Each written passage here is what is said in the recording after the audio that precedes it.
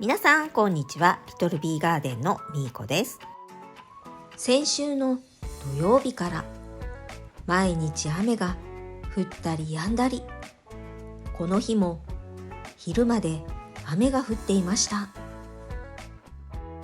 こう雨が続くと多肉棚の製作も途中で止まったままになってしまっていて、玄関には組み立てを待っている資材が立てかけてあります。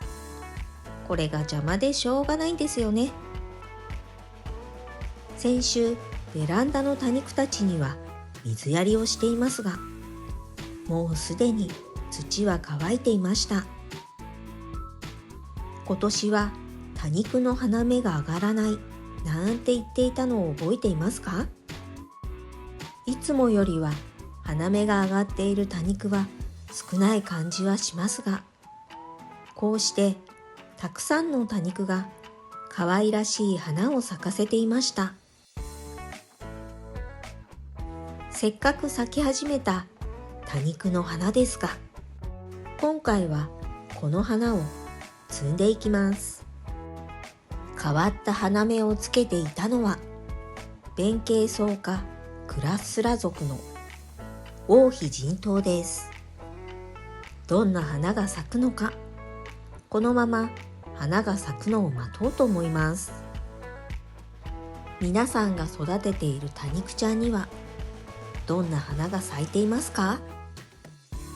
かわいい花を咲かせている多肉ちゃんの名前をぜひ教えてくださいね。黄色い花を咲かせているのは魅惑の月です。ベル型の少し大きめの花が咲いていました。花が大きいせいか軸も短めでした。このスリョンも同じような黄色い花を咲かせていましたが、比べてみると花の大きさが全然違い、花の数もスリョンの方が多いのがわかります。魅惑の月と比べてみても茎も長めです。ここにもう一つ黄色い花を咲かせていたのはポルデンシス×アルビカンスでした。このポルデンシス×アルビカンスは花芽が2本上がっていたので、花が咲いている方だけをカットしました。ピンクと黄色の小ぶりの花を咲かせていたのはルビースターです。購入した時札にはルビスターとありましたが、多分ルビースターでしょうね。このマーティンもルビースターと同じように黄色とピンクの可愛らしい花を咲かせていました。そしてちょっと気になったのがこのルビーティントです。冬の間ベランダで管理していましたが、ポットの中を覗いてみると葉ざしっこちゃんに芽が出ていました。去年胴切りしたピンクベラにもたくさんの小株がついていました。この子はカットした方が良さそうですね。ピンクベラと同じ時に胴切りしたこのブランコもたくさんこぶいていました。その隣は胴切りしたピンクベラのロゼット部分です。こちらもしっかり根付いていました。ベビーフィンガー系の多肉ちゃんも花芽を長く伸ばしていますね。今回摘み取っているこの多肉の花たちはこのリメカンバッグに挿して部屋に飾っておこうと思います。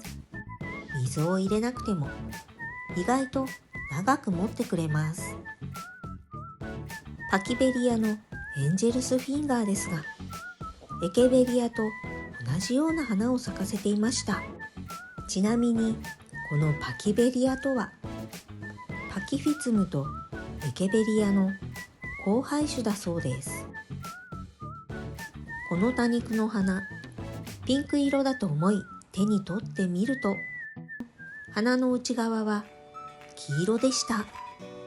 札で名前を確認するとコロラータでした。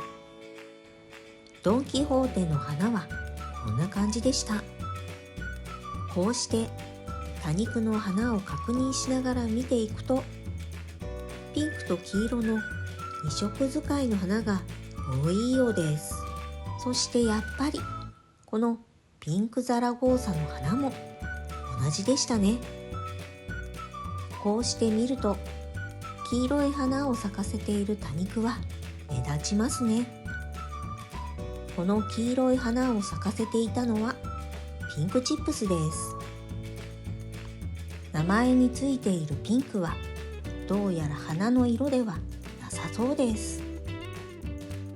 黄色い花なので重なっていて分かりませんでしたが、ツリオンにも花が咲いていました。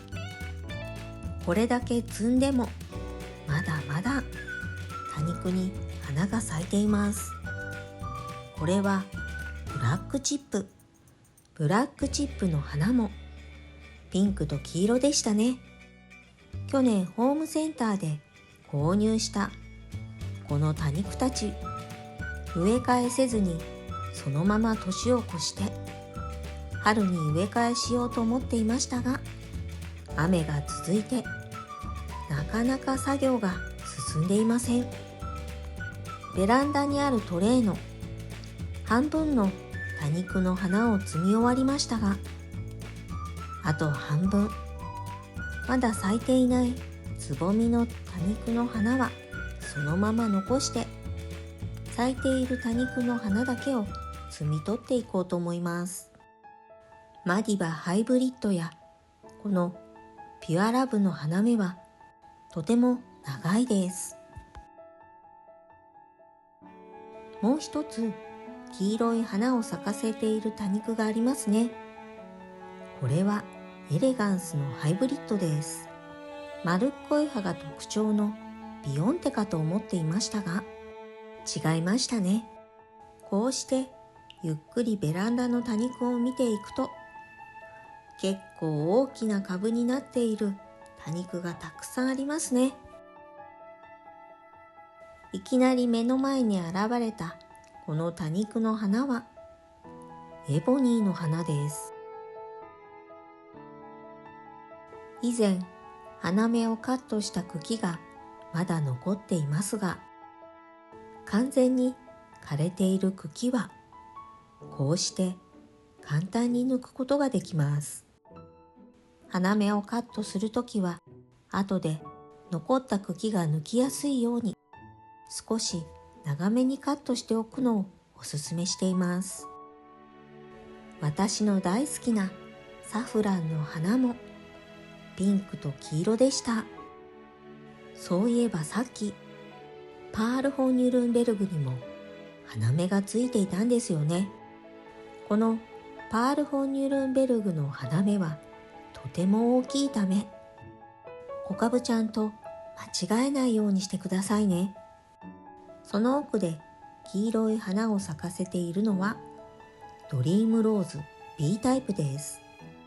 このドリームローズも花が少し大きめで、花の茎も短めでした。このルビーブラッシュの花もコロラータ同様に外側はピンクで花の内側は黄色をしていました。このつぼみはまだ小さいので咲くのは当分先になりそうです。はい、ということで今日の動画は4月末のベランダの多肉にたくさん花がついていて、その花を摘んでいきました。いかがだったでしょうか。こうしてつぼみをつけている多肉もたくさんあり、これからまたどんな花を咲かせてくれるのか楽しみです。